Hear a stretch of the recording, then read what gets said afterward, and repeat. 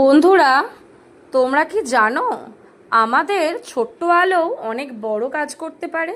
আজ শোনো এক জোনাকি আর ছোট্ট তারার জাদুকরি গল্প। একটা জোনাকি ছিল যে রাতে আলো জ্বেলে খেলা করত, কিন্তু তার মন ছিল ভীষণ খারাপ, কারণ সে রাতের আকাশের তারাদের মতো উঁচুতে যেতে পারতো না। একদিন এক ছোট্ট তারা আকাশ থেকে জোনাকির আলো দেখে মুগ্ধ হলো। সে ফিসফিস করে বলল, জোনাকি বন্ধু, তুমি ছোট হলেও অন্ধকারে পথ দেখাও। তোমার আলো আমার আলোর মতোই বিশেষ। সেদিন থেকে জোনাকি বুঝলো, ছোট হলেও তার আলো অনেকের মনে আনন্দ দিতে পারে। তাহলে নীতি কথা কি হলো বন্ধুরা?